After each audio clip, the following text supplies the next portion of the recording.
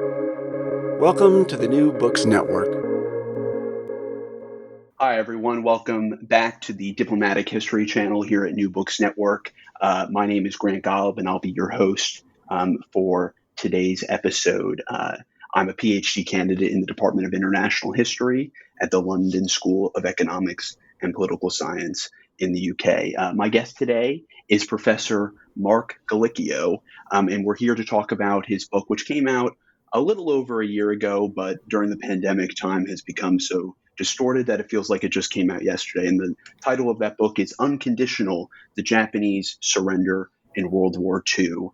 Professor Gallicchio is the chair and a professor of history at Villanova University. And he's also the author of Implacable Foes, War in the Pacific, 1944 to 1945, which he co-wrote with Waldo Heinrichs, which won the Bancroft Prize for History. He's also the author of The Scramble for Asia, U.S. Military Power in the Aftermath of the Pacific War, and The Cold War Begins in Asia, American East Asian Policy and the Fall of the Japanese Empire. So he's the author of other books as well and numerous articles. But that's just to give you a little taste. So, Marc, thank you so much for coming on the show and joining me today. Well, it's my pleasure, and thank you for inviting me, Grant. Absolutely. So, as I indicated to our listeners, we're going to be discussing your latest book, which is Unconditional, which talks about the Japanese surrender in World War II. And as you and I both know, and as many of our listeners know, this is a topic that has been widely written about, discussed, and debated within historical circles, within the wider community, within political circles, even as World War II was still happening in the final months of 1945. So I was wondering if you could tell our listeners why you've decided to sort of wade into this debate with this newest volume, and I guess sort of going on from that, telling us sort of what the book's all about and what its core arguments are. Oh, sure. Well, I wanted to find something that was uncontroversial to talk about. So I picked this subject.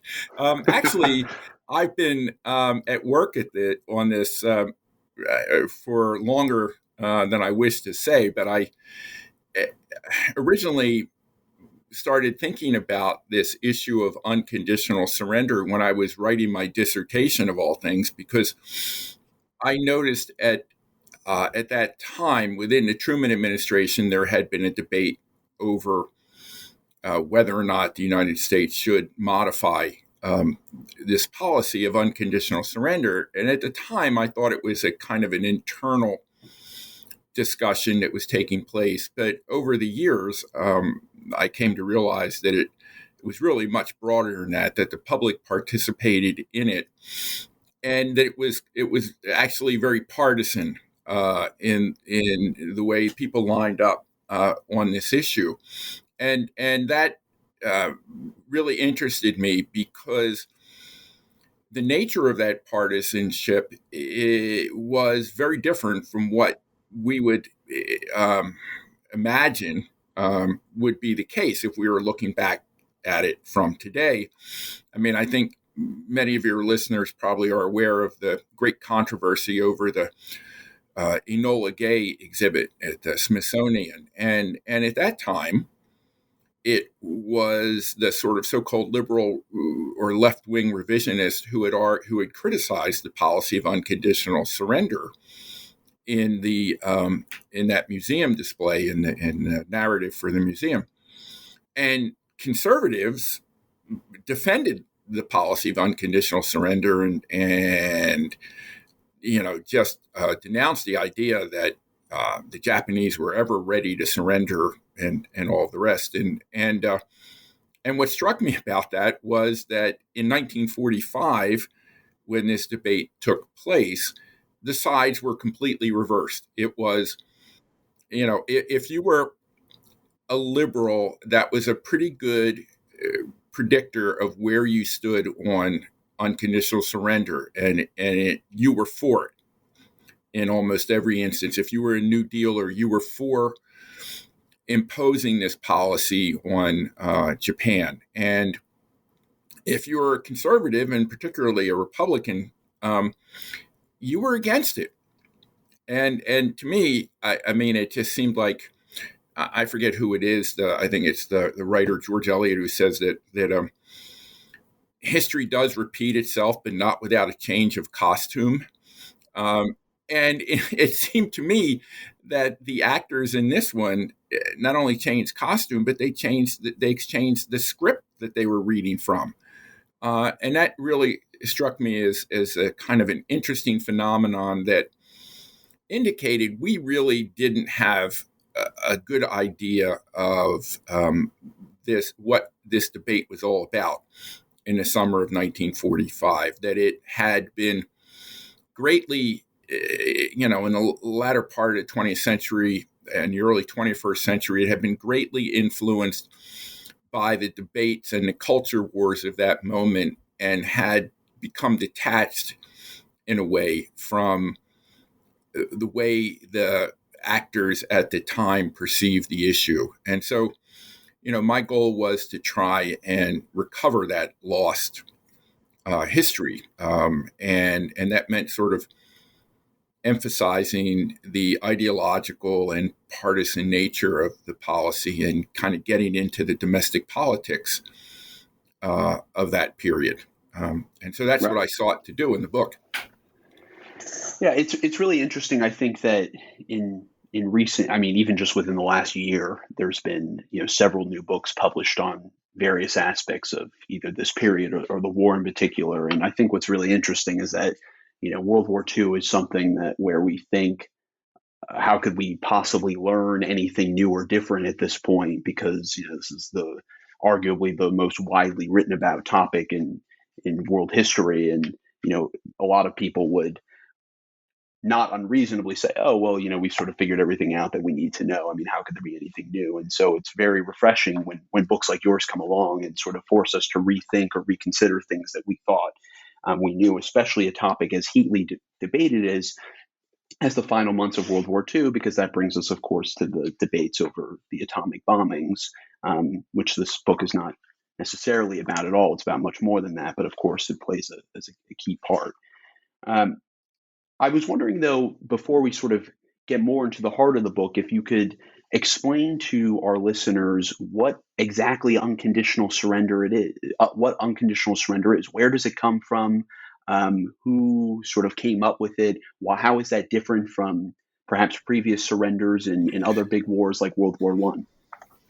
Sure. And there was a lot of controversy, as you can imagine, surrounding that. Franklin Roosevelt promoted the policy for several different reasons. One of them had to do with his own experience as Assistant Secretary of the Navy during World War I. And he recalled that at that time it was Republicans who were criticizing Woodrow Wilson for not pushing for Germany's unconditional surrender.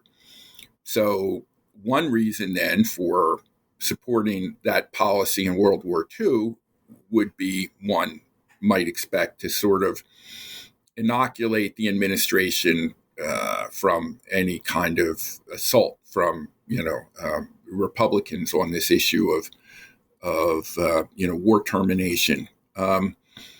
Another reason he supported it was that in the landings in North Africa, he had supported a compromise with the Vichy commander in North Africa as a way of getting American troops ashore with as few casualties as possible. And when word of that deal, of that sort of appeasement and compromise, reached home, it was Roosevelt's liberal supporters who roundly condemned this compromise with fascists. And so, I mean, that really stung Roosevelt.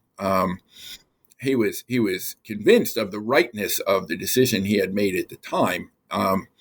But nevertheless, this would be a way of reassuring what in today's parlance we would refer to as his base, right? His liberal supporters, that he wasn't going to compromise with the Germans or the Japanese.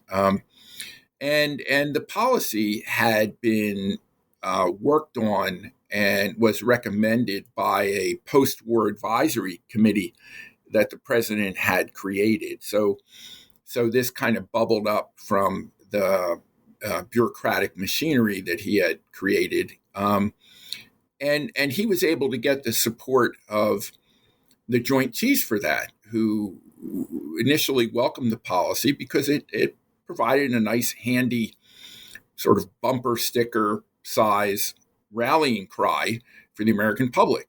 What is it that the Americans wanted? They wanted, the total defeat of the Germans and the Japanese, their unconditional surrender. And another reason then was also to tell America's allies, both the Chinese and the Soviet Union, that the United States wasn't going to leave them in the lurch, wasn't going to abandon them and accept some kind of compromise with the fascists. So the policy served, as I said, a kind of, number of different reasons. And Roosevelt defined it as a policy that was designed to sort of tear out the roots of the sort of social organizations in Germany and Japan that had created these militaristic, aggressive societies. So it went beyond just forcing the surrender of the enemy's troops, but rather that would be the first step towards a kind of comprehensive transformation of those societies so that they wouldn't threaten the peace again. So that was another sort of objective. That was, the meaning of unconditional surrender to Roosevelt. Now, various jurists and people in the different legal departments in the State Department and in the Pentagon began sort of searching for precedent and trying to determine what legally the victorious allies would be permitted to do under a policy of unconditional surrender. And Roosevelt, he didn't get into the weeds on that issue. For him, as I said, the idea was that Germany and Japan would have to surrender and simply throw themselves on the mercy of the Allies, that the Allies would not make any deals with the Germans or the Japanese. And that was, for him, the basis of unconditional surrender that he pursued. So because unconditional surrender is rather sort of novel, in this period. How does the mechanics of it? How does that exactly work? In terms of how would someone like Roosevelt have thought about that? Does that mean, it doesn't mean stopping at the Rhine, right? It actually means crossing into Germany. But did people like Roosevelt or later Truman, of course, Germany is basically defeated by the time Truman comes into office. But did they have these notions that if they invaded, Germany and later Japan, that this would force the Nazis in Germany's case and the militarists in Japan's case to basically abdicate and flee the country to avoid, being killed or captured or executed, and then they could occupy these countries and change them? Or was it sort of more fuzzy than that, and they didn't really think those things through? I think the latter. I do think it was fuzzy, and that was particularly, the case in Japan, because what unconditional surrender required in the case of Japan, the president was informed, was the invasion of Japan, which the Americans, the sort of war plan for the Pacific, which had been designed by the Navy, was geared towards the destruction of the Japanese fleet. But the Navy hadn't really thought past that next step. That would be the elimination of the danger posed by Japan. But Roosevelt wanted more, and that could only be accomplished, he was told by General Marshall, the Army Chief of Staff, through an invasion. And in fact, you could see the development of a sort of dispute within the military over this policy, because the Navy gradually came to be critical of unconditional surrender. They argued, for example, that once the Japanese fleet was defeated, they could blockade and bombard with the Army Air Force, bombard the Japanese mainland, and eventually compel their unconditional surrender. But the Army believed that was a flawed strategy because it would take too long after Germany's defeat. It would take too long to compel Japan's unconditional surrender through this strategy of siege.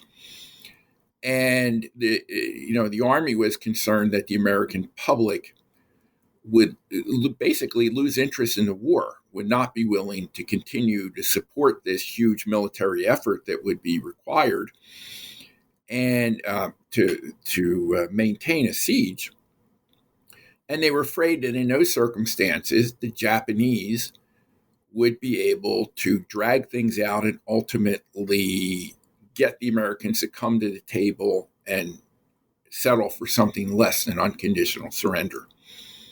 And that basically was the Japanese strategy then in World War, in the final years of the conflict, was to wage this strategy of protracted war, inflict as many casualties on the Americans as possible, with the expectation that at some point before the invasion of the main island, at least of Honshu, that the Americans would be willing to settle for something less than unconditional surrender.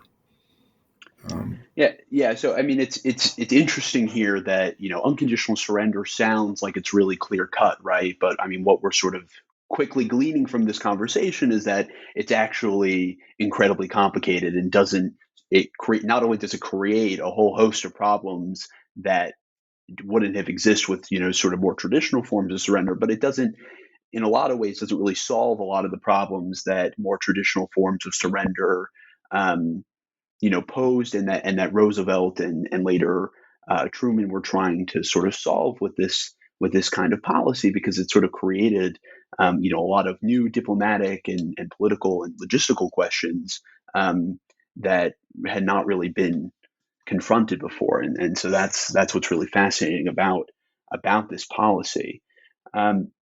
So, moving really sort of into the core of the book. Okay, so Germany surrenders in May of 1945.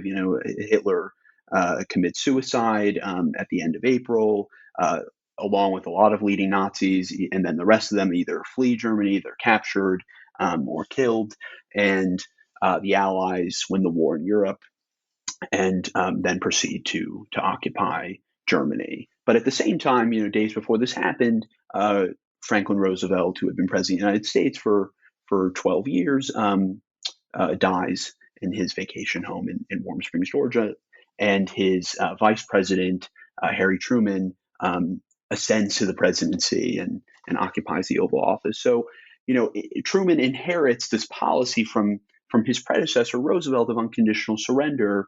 And so what are Truman's views on it? I mean, does he agree with Roosevelt? Does he have different conceptions of it? I mean, how does he view unconditional surrender? I mean, you sort of spoke about it a little bit before, but in those first days, what are his thoughts on that, but also the war against Japan in general? Well, he supported the policy because it was Roosevelt's policy, and he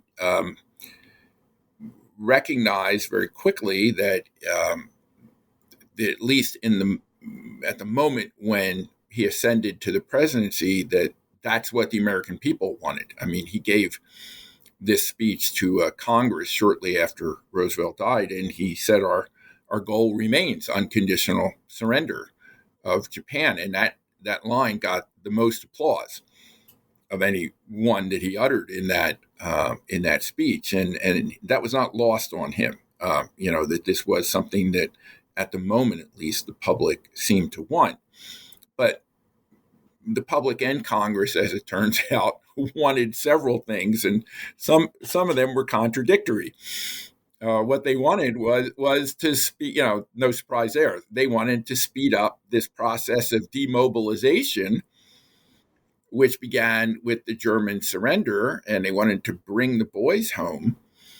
And if you were to speed up this process of demobilization, the Americans the Army found out very quickly, you would create this enormous backlog in shipping, because the priority was supposed to be given to the troops that would be redeployed from Europe to the Pacific theater.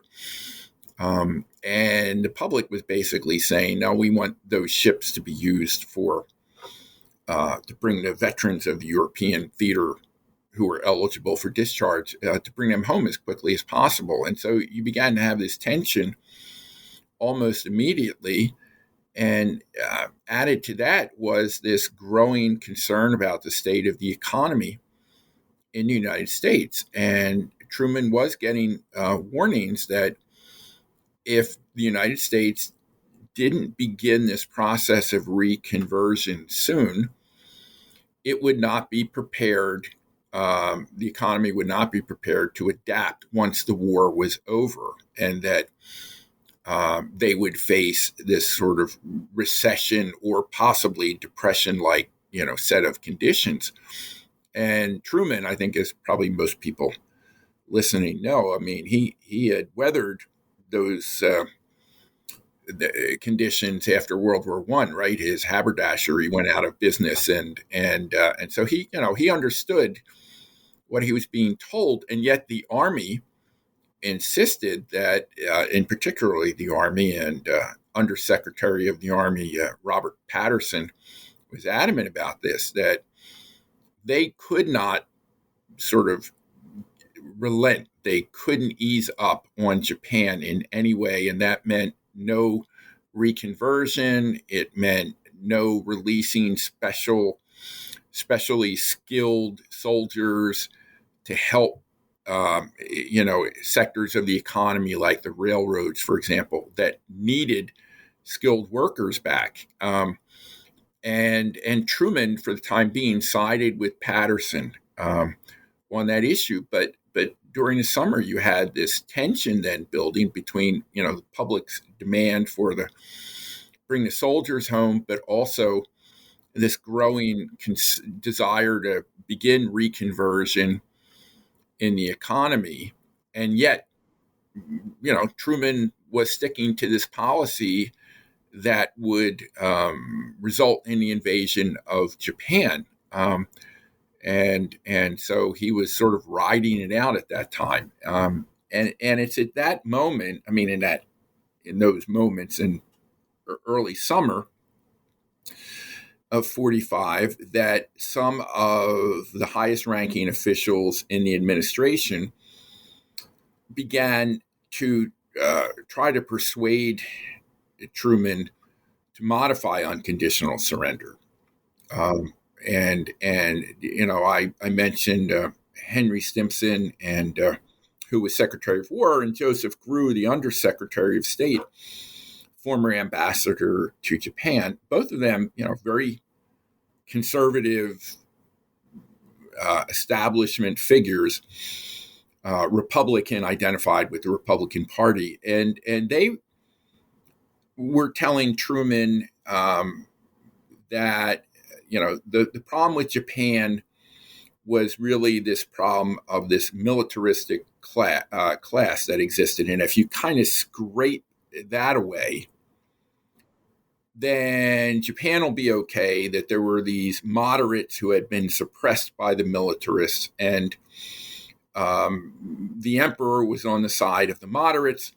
So if you tell the Japanese that they can keep the emperor if they surrender, then that would tip the scales in favor of the moderates, and the militarists would basically be overwhelmed by the aura of the emperor siding with this other with this other group, and they were saying, the emperor is just a figurehead. He's not influential in Japanese policy, and we can use him, they said, to our purposes once he surrenders, once Japan surrenders. And so that was, and it's very interesting because they called on their knowledge of Japanese history. Joseph Grew was giving Truman a history lesson. It was a pretty flawed one, as it turns out. And I wanted to say that, Grew was mansplaining Japanese history to Truman, but my editor nixed that idea. But that's basically the case. He said things like, well, Japan had been at peace as it modernized, and what they had accomplished in such a short period of time from the middle of the 19th century really was impressive.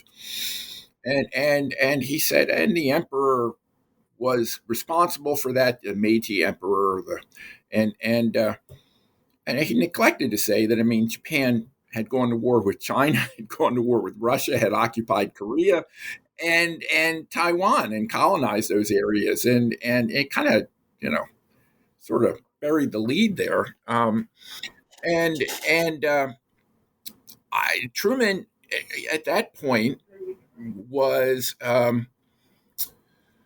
non-committal, really. He put Stimson and Grew off. He also met with Herbert Hoover, who was still the sort of leader of the Republican Party out of office, and Hoover made the same pitch to him, and they all dismissed the desire for unconditional surrender as the kind of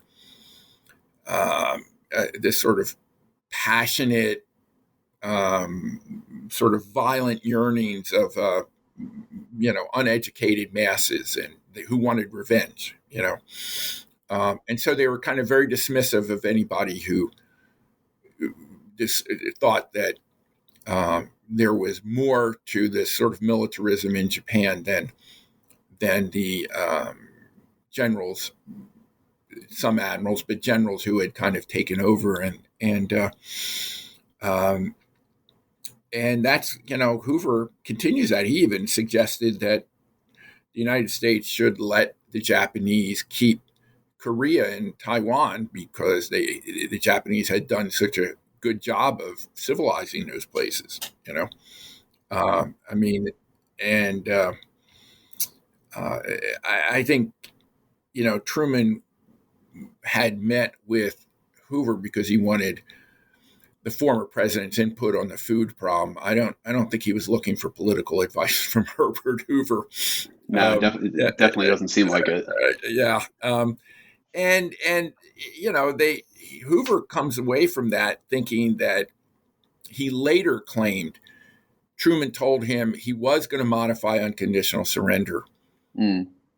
But there's nothing in Hoover's notes at the time that indicates that Truman had made that promise. And that's something I think later that Hoover conjured up out of his memory, but I don't believe it occurred at the time. At least we don't have any evidence. There definitely seems to be a lot of that with this period, a lot of conjuring up. Yeah, that is. I'm glad you brought that up. That is one of the themes of the book, is the way in which people, as I said, sort of produce alternative facts after the event, because unconditional surrender ultimately became very controversial because it was linked to the atomic bombs, and a number of people wanted to distance themselves from the policy. So, talking about figures like Stimson and Grew, Grew I know less about, but Stimson is the subject of my dissertation, and his views on Japan are very fascinating because long before he even, thought that he was going to be coming back into government uh, during uh, during the Second World War, he's giving speeches. I mean, even in 1934, not long after he resigns as Secretary of State and had been dealing with the Japanese during the Manchurian crisis, um, not only does he tell this Roosevelt privately during a lunch that they have in the spring of that year, but in November of that year, he's giving a talk at his alma mater, Yale, and he's saying that, if he's basically advocating for this policy of extended deterrence with the Japanese at the time and sort of pushing for very muscular U.S. naval presence in the Western Pacific, because he's arguing that if the Japanese can be basically cajoled into not uh, continuing their territorial expansion, then the militarists will sort of lose popularity, and then these moderates will come back into power, and Japan will sort of rejoin the international community. So what's interesting here is that his views on unconditional surrender are sort of stemming from these long-held beliefs that he has about sort of Japanese culture, politics, and society. I mean, I think that, and also history, which he, to use the phrase that you were using, he does a lot of mansplaining as well, especially before Pearl Harbor, with people like Cordell Hull telling him that, they don't understand Japanese history and this is what we have to do to get the Japanese to listen to us. I mean, they're all kind of wind up being wrong about it as sort of they're going to painfully realize. But what's interesting is that Stimson, for all of this experience that he has with them, it seems that he's sort of missing the boat a lot on what's actually happening within Japan and grew as well. So, but in the Stimson case, I mean, his sort of evolving views on unconditional surrender are, I guess, not entirely surprising, but it's sort of interesting to think, well, they supported this rather whole. I mean, Stimson supported unconditional surrender pretty strongly with Germany, but then what sort of precipitates in this period that starts getting them rethinking this about Japan, whereas before, I guess they either had not really said that much, or I guess sort of by default supported it. Yeah, that's a really good question. It is this, there is a question of timing, and that is important in this. Before I get to that, I do want to say in relation to what you were talking about with Stimson, I would add that his experience and the American experience during the 1920s with Japan had been fairly constructive. The Washington Naval Conference, and I think particularly since China was sort of had descended into this divisiveness and warlord rule, that Americans had a more favorable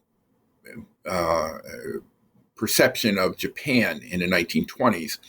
And that also influenced, I think, Stimson's belief and that you were talking about. And I think for him and Grew, I mean, they had to rely on the English-speaking Japanese, more cosmopolitan figures in the Japanese government, and they got a different picture of what was going on in Japan from those people who, also, continued to hope that they would be able to stay in power. And so I think part of the problem was that the sources they were getting for information about Japan presented that with a distorted view of the, kind of internal dynamics of the Japanese political situation. So coming now to the point where Grew and Stimson and Hoover and others are beginning to raise this question of unconditional surrender, there's a couple things. One, and it's always uppermost in people's minds, is this is a way to save American lives, plain and simple. And the belief that if you believe that you don't have to do a lot to Japan to bring it back into the family of nations, then it seems like a unjustifiably extravagant waste of American lives to pursue unconditional surrender. And so that's part of his view. And it's Hoover's view and Gru's as well. But the other part, and you can't separate this kind of growing movement to modify unconditional surrender from this issue, is the growing concern over the presence of the Soviet Union in Central Europe and what it will mean to have the Soviets invade Northeast Asia, Manchuria, and given that the Americans were already having difficulty with the Soviet Union, and the policy of unconditional surrender at that point, without the assurance of the atomic bomb, made Soviet entry into the war seem absolutely necessary. And so if you're concerned, like Gru was, I mean, he had trouble sleeping, I point out, thinking about this. And if you're worried about what Russian entry into the war will mean for China, then one way to forestall that is to get the Japanese to surrender before the Russians are able to come in. And that means modification of unconditional surrender. And that aspect of the strategy and of the argument for modifying unconditional surrender is, not a very well-kept secret in Washington, in part because it's almost, the Manhattan Project was the one secret they were able to keep pretty well, not from the Russians, but at least from the American people. But this growing concern about the Russians in some quarters of the government was well known, and in fact was being discussed in the newspapers in journals of opinion, and it was the stuff of political cartoons and the like. And so, here's another way in which this debate kind of upsets our contemporary sort of understanding of these issues. I mean, the people who wanted to modify unconditional surrender were really, in a way, kind of budding Cold Warriors, right? I mean, it's usually the assumption today is that Truman, was the Cold Warrior for demanding Japan's unconditional surrender. So, because he wanted to bomb the Japanese and make an example of them to the Russians and that sort of thing. And the reality is that the people who were most worried about the Russians were the ones who were promoting this policy of unconditional surrender. And the sort of corollary of that was that they were also concerned that by demanding Japan's unconditional surrender, the war would drag on so long that the Japanese people might, and this was something the emperor worried about, might rise up and create a revolution that would sort of pave the way for communism in Japan or the spread of Soviet influence in Japan. And that was another fear that Gru and Stimson had, that the policy would, wreak havoc with the conditions within Japan and sow the seeds of revolution, which is something they both dreaded. Right. Well, so something that is sort of, I think,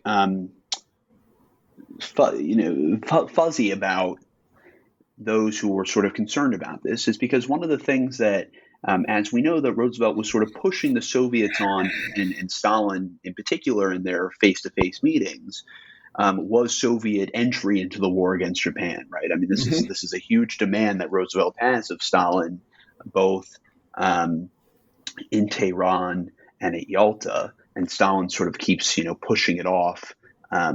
But, I believe at Yalta, tells Roosevelt that, I'll have my country enter the war against Japan no later than 3 months after Germany's defeat. That's right. Yeah.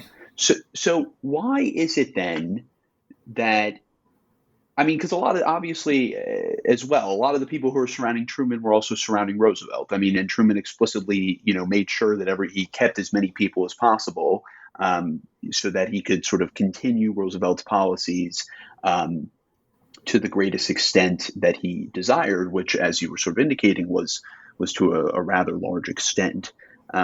So were Roosevelt's advisors, who becomes Truman, silent on the issue of Soviet entry into Japan, Soviet entry into the war against Japan, because they knew Roosevelt desired it so heavily? What pushes them to, in other words, to become more concerned about this in the spring and summer of 1945 than perhaps earlier, when they knew that the commander in chief was pushing his Soviet allies Yeah. to enter the war so strongly?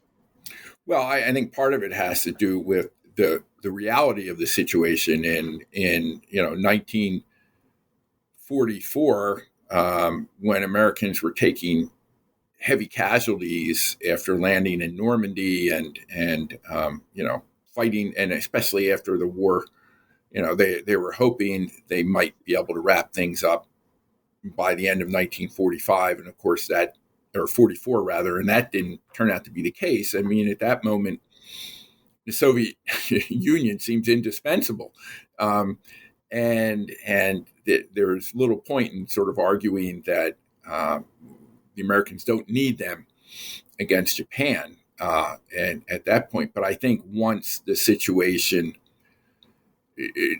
made a turn for the better in the spring of 45, then the Soviet Union becomes a little more dispensable, if you will, and also the reality of what the Soviet Union looked like in Eastern Europe, having the actual reality of the Red Army in Eastern Europe kind of gave people a vivid idea of what they could expect probably in Asia as well. So those are two factors. Then, of course, is the expectation that the atomic bomb will be ready, and that's something that Stimson was very much attuned to. And so, well, maybe then you don't need the Russians, is the argument. It's interesting because that's the argument they were making. But most people in Congress, because they weren't aware of the atomic bomb, they were saying, bring it on, bring the Russians in. They, anything that will use fewer Americans and allow us to get American troops home, which will make my constituents happy, is just fine with me at that point. They weren't thinking geostrategically at that point. They were, as they say, all politics is local, and they were interested in ending the war as quickly as they could, and beginning this transformation of the economy. So you've got these different groups who perceive the Soviet Union differently at that moment. The American public, generally, while they didn't have a favorable opinion of the Soviet Union by any stretch, nevertheless, they weren't they weren't in a frame of mind where they wanted to think about the possibility of a post-war contest with the Soviet Union. Again, they wanted the war over. They wanted to bring the troops home. They wanted to enjoy some of the fruits of the prosperity they had been, beginning to enjoy as a result of the kind of wartime buildup. And they weren't looking past that really for a continuation of a kind of a tense situation in international affairs. And so, this was sort of an uphill battle for people like Grew and Stimson. I mean, within the government, there were people who shared their concerns. I point out in the Navy, Secretary of the Navy Forrestal, the Navy's chief planner, Guy Admiral Charles Savvy, he was known, Savvy Cook, were saying, well, we want to be careful we don't weaken Japan to the point where they are incapable of serving as a balance or a bulwark against the Russians. I mean, this is while the war is going on. They're talking about the possibility that the defeat of Japan would create a vacuum in the Far East, and that the Soviet Union would fill.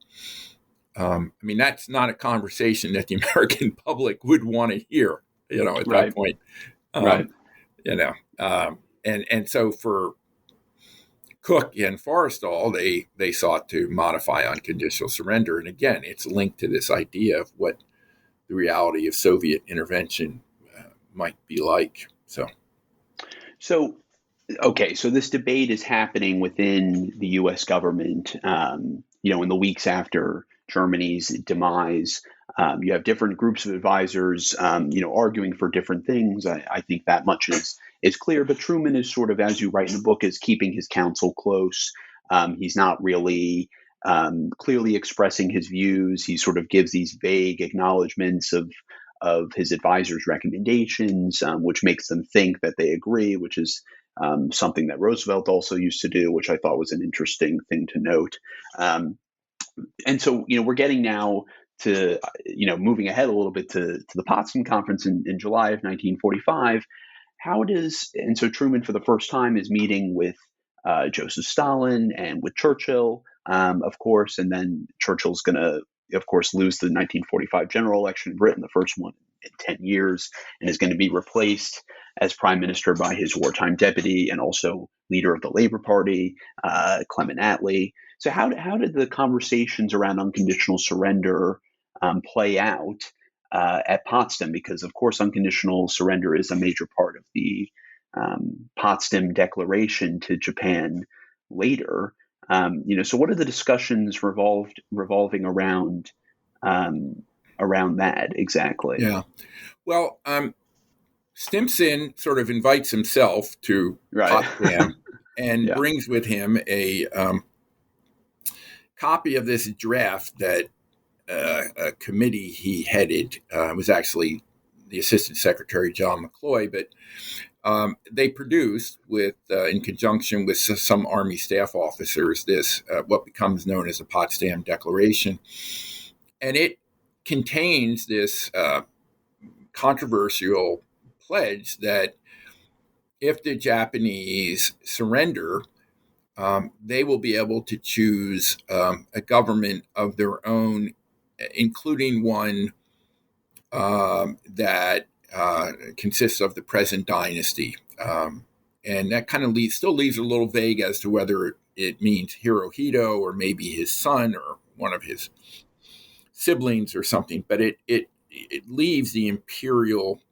institution intact. And the idea was, well, we don't know if the Japanese will accept this because Americans were at that moment reading the Japanese diplomatic traffic, and everything they saw from that indicated that the Japanese had more than one issue that they thought was non-negotiable, that the emperor was one of them, and in particular, preserving the emperor in a way that did not affect Japan's governing structure. That was really important to them, which gave the military a privileged position in that society.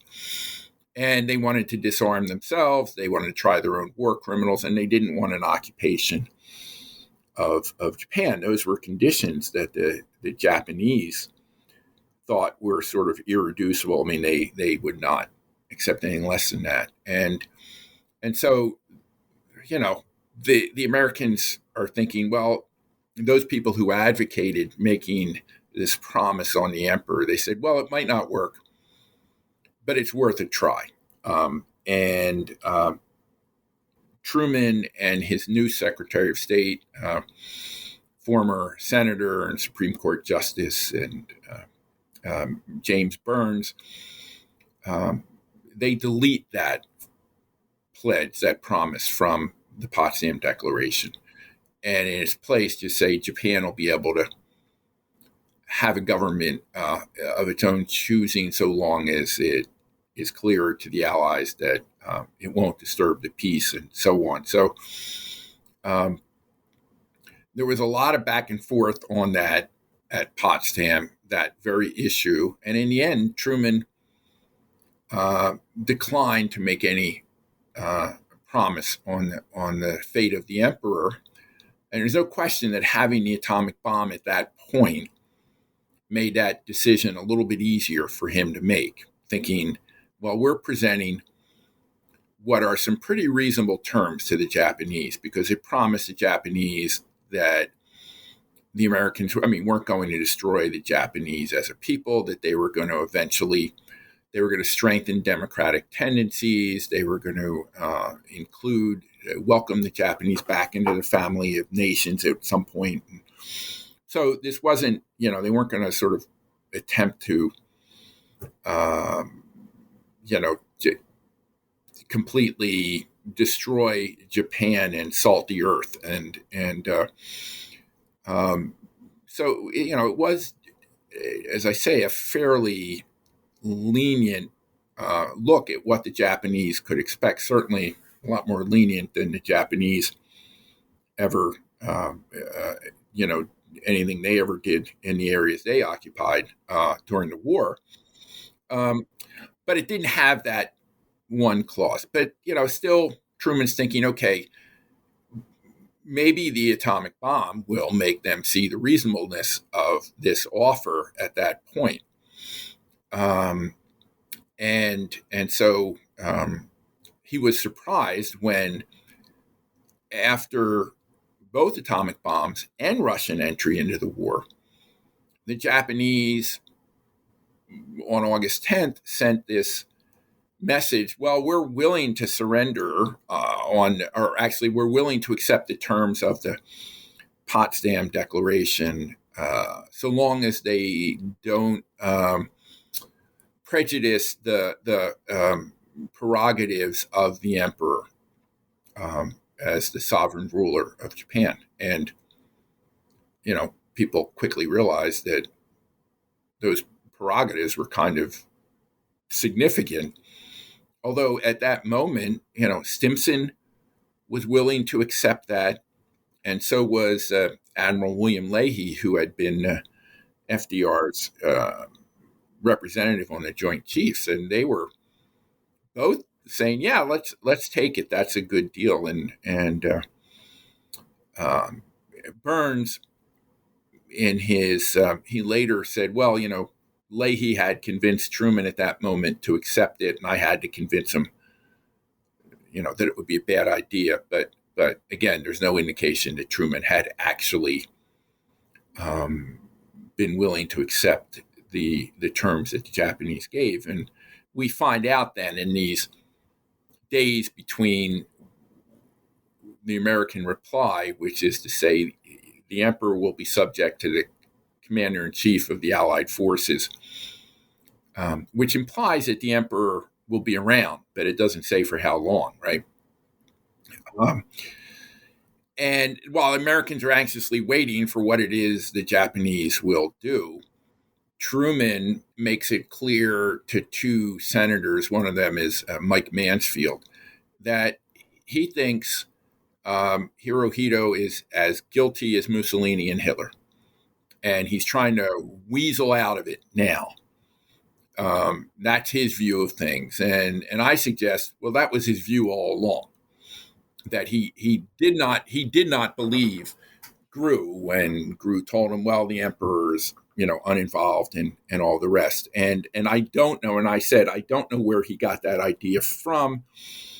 Maybe just from speeches in Congress. And he was mistaken also. Hirohito did not wield the kind of power that Mussolini or Hitler did, so that was an exaggeration. But he was closer to the mark than Stimson and Grew were in understanding that the emperor was significant, a significant part of this power structure that had governed Japan and made this, move towards this aggressive policy in Asia possible. And he was reluctant to do anything that would kind of preserve the emperor's status is the best way to put it. So So what happens then, in that, I mean, now we've sort of have jumped quite a bit, but I mean, so two things though. I mean, one, we sort of have avoided, I think, more explicitly talking about the atomic bombings, and I, for the purposes of not wanting to be here for years on end, I we don't need to have a whole sort of debate about whether the bombings were necessary, because I think that you know again, we would be here for a long time having that conversation. But um, I guess the question is, where do the bombings fit into the unconditional surrender formula? That's question one. And then question two is, after the second bomb is dropped on Nagasaki on August 9th, 1945, and then the Japanese sort of give that reply on the 10th, saying they're willing to accept the tenets of the Potsdam Declaration, provided the emperor's allowed to sort of keep his role, and then the Americans reply to that. What's happening in Japan in between sort of their reply on the 10th and then their eventual surrender on the 15th? I mean, what changes in that period? I mean, my understanding of it, which is quite rudimentary at this point, is that sort of Hirohito is sort of seen as like the swing, and he sort of swings his weight towards the moderates who no longer want to continue the war, while the militarists had been willing to sort of keep fighting, and that he winds up being the linchpin there, and then they eventually surrender. So first question is, where do the atomic bombings fit into all this? Second question is, what's happening internally within Japan to make them shift their position quite starkly? Well, as I mentioned, I just touched on it briefly. I mean, I think Truman recognized that the atomic bombs created the possibility that he could accomplish Japan's unconditional surrender without the bloodletting American loss of life of an invasion, and that the war could be brought to an end very quickly, was his hope as a result of that. And so, I mean, it's sort of interesting. I report, that he has this conversation with Lord Mountbatten, the British commander of the Southeast Asian Command, and who said, when he's told about the bomb, he said, well, it might it not be better if we were able to sort of gather up our forces and get them to the starting line, so that when Japan was ready to surrender, we could move in very quickly and occupy all these areas in Southeast Asia where the Japanese troops were at that moment. And it would make for a smoother kind of political transition. And that would mean waiting a little bit. And Truman said, well, no, we can't wait. We can't let this war go on for another day, basically, longer than it already has. And there, I mean, he's, I think, recognizing that, the loss of life was continuous at this point, even though the Americans were no longer fighting. They had taken Okinawa, and but they were bombing Japan. But elsewhere across Asia, I mean, the war continued, and so the bombs, I think, enable him to see a way out of the invasion and still accomplish Japan's unconditional surrender. And I point out, there's also then he gets suddenly this sort of glimmer, well, maybe we can even kind of get a head start on the Russians or limit their involvement in Northeast Asia at that point. And I don't think he ever believed he could keep the Russians out of the war. They were coming in. But there was some hope. I mean, after all, they had told the Joint Chiefs they would be in around the 15th, possibly. And the Army planners had said, well, it'll take maybe 30 days before the Russians really get rolling in Northeast Asia.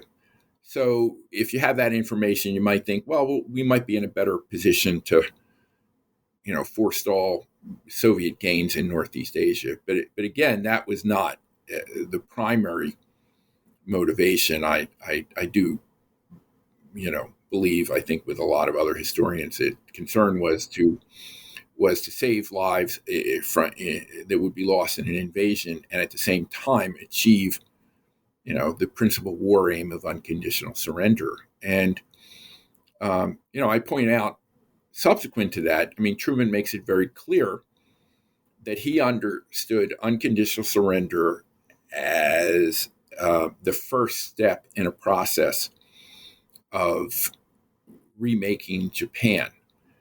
And when he gets some initial resistance or sees signs of resistance from the occupation commander, Douglas MacArthur, he makes it very clear that the Americans are in Japan. They're occupying Japan because they are going to carry out this program of reform, which had been worked on within the American government over the previous, 2.5 years. And he locks horns with MacArthur on this issue. So he's pretty committed to that, is how I would put it. That again, it's important to understand unconditional surrender is not an end in itself. It is a means to an end. Yeah. Right. And so now, sort of moving to my other question, which is, so what's happening in Japan in that sort of 5-day period between their response? Go ahead. No, that's a really good question. Part of it is very difficult to know exactly because a lot of records were destroyed, and the number one goal of most of the people around the emperor was to protect him and his reputation. So the picture we have is that the emperor finally concluded that the military was just incapable of defending Japan. Like they said, they had been waiting for this sort of apocalyptic battle that would take place when the Americans invaded, and the hope was that they could inflict enough casualties that it would make the Americans want to negotiate with the Japanese. Well, that pretty much it's clear once the atomic bombs are detonated over Japan, that the Americans probably won't have to invade. And then on top of that, the Japanese had been hoping to get the Russians to act as a mediator between them and the Americans. And when the Russians entered the war, of course, that dashed any expectation that you could use the Russians against the Americans to help preserve Japan's position. So I think those events together, historians go round and round, some people in this debate about what was more influential, would Russian entry by itself have produced this result, or was it the atomic bombs? And there's no way you can separate those things out, I think. But together, it's pretty clear they kind of removed any possibility that Japan could withstand the Allies. And so at that point, yes, the emperor makes it clear that they have to endure the unendurable. But what is interesting throughout this, when they were seeking Soviet assistance, and when the emperor is talking about what they're going to do, they steadfastly avoid the use of the word surrender. When the Russian, when they were seeking the assistance of the Russians, they wanted peace. They wanted to end the war. They weren't talking about surrender. And at no point did the Japanese actually try to open diplomatic conversations with the Americans.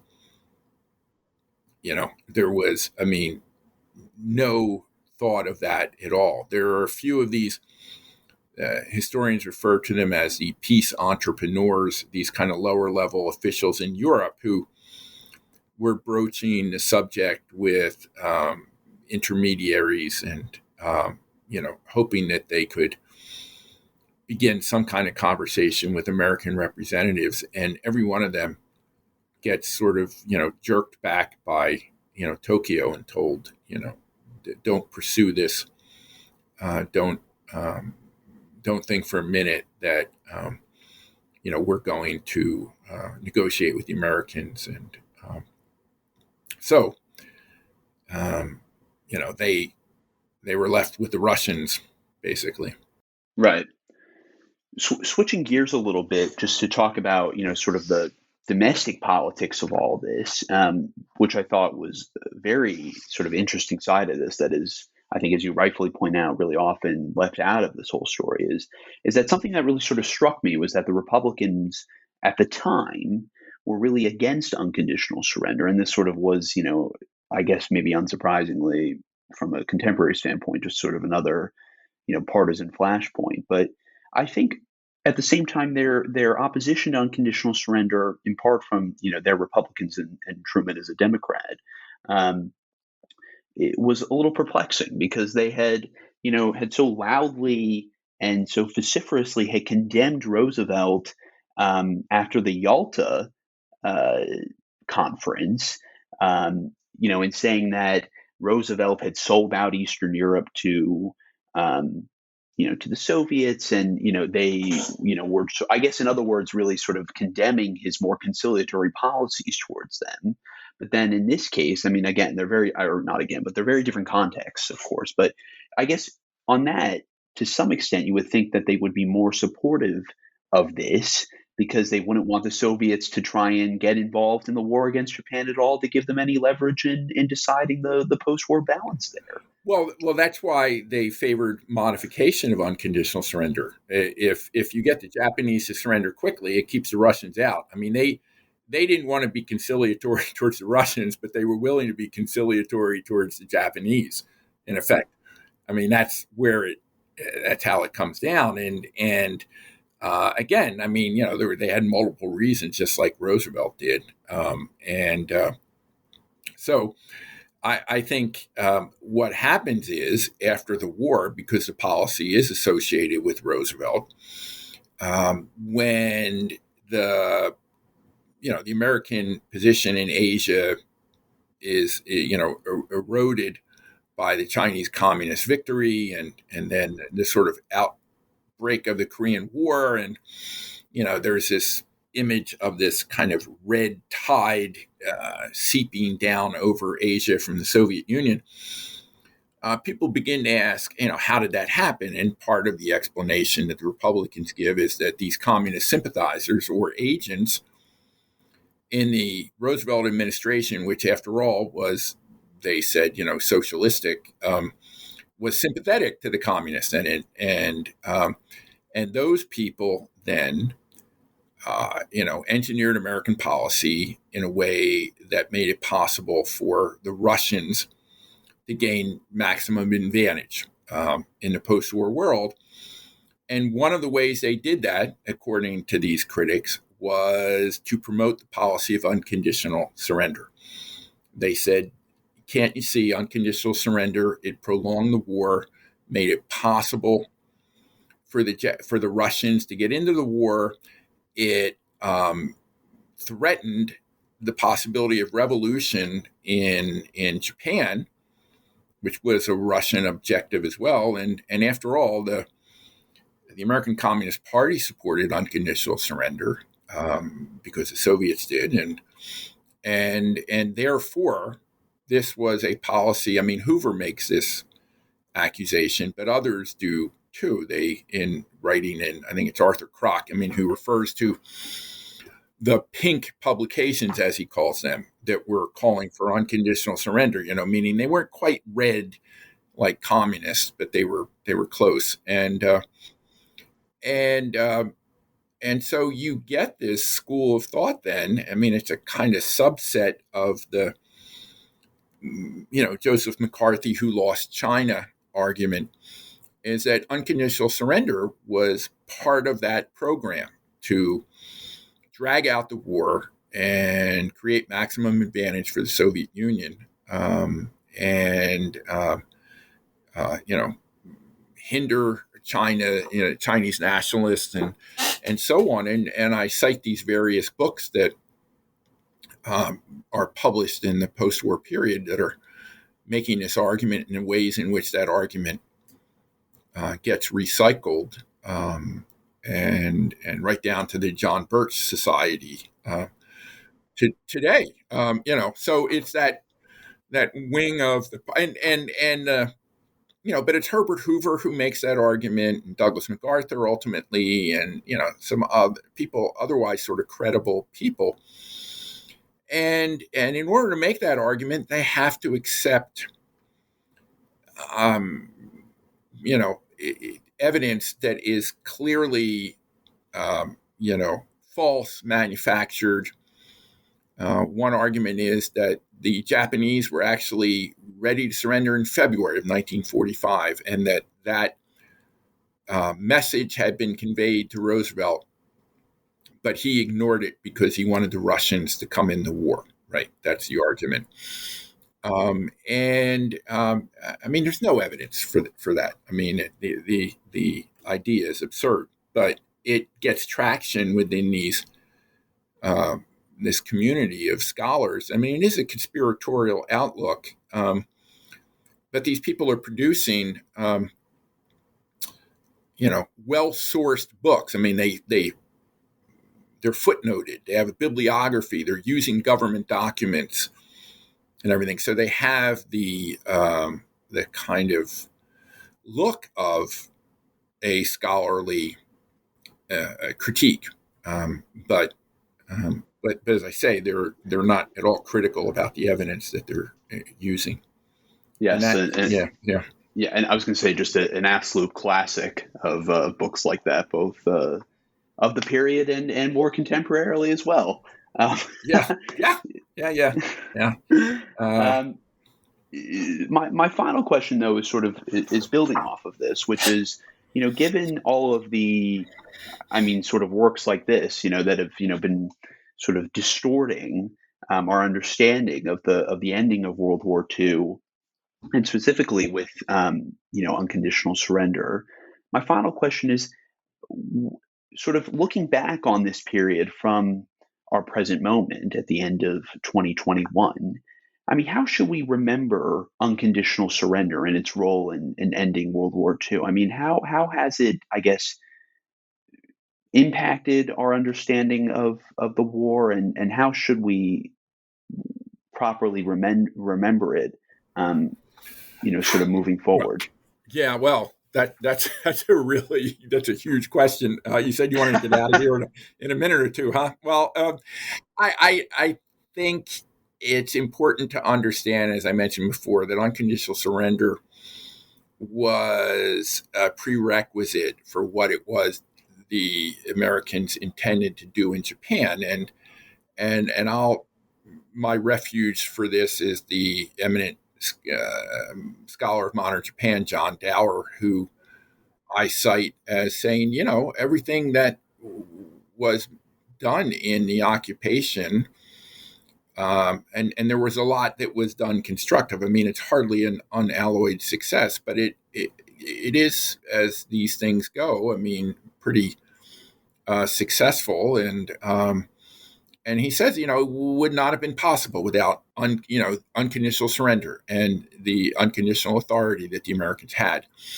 I think that's, I'm willing to accept that interpretation. At the same time, I think it's also important to acknowledge that without the atomic bombs, accomplishing Japan's unconditional surrender would have been extremely difficult for the Americans. And that's one of the arguments of Implacable Foes, that book that I wrote with my mentor, Waldo Heinrich. So it was, Japan's strategy of prolonging the war and hoping to hold out long enough for the Americans to sort of finally come to the table had a chance of success. Even, I mean, the Japanese leadership seemed willing to accept the deaths of hundreds of thousands of Japanese along the way. But there was this possibility, were it not for the atomic bombs and then Russian entry into the war.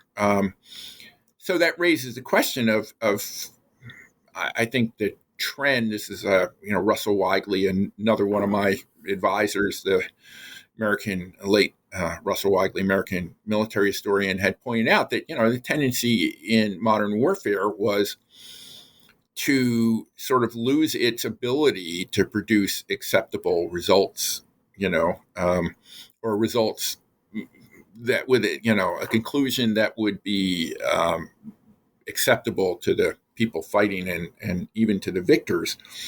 That was the nature of warfare, and Americans find this out very quickly in Korea, that there's not going to be any unconditional surrender of the Chinese and North Koreans, and of course they learned that in Vietnam, and then with the invasion of Iraq in 2003, the Secretary of Defense is saying we want nothing less than Saddam Hussein's unconditional surrender. Well, that didn't happen either, and so one consequence of this victory is it makes it seem like that policy, which is enshrined in this famous ceremony on the USS deck of the Missouri, with MacArthur holding forth and everything, and it is this sort of emblem of America's total victory in the Pacific War, and at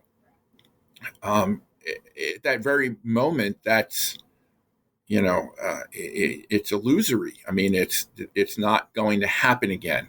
At least it hasn't happened yet.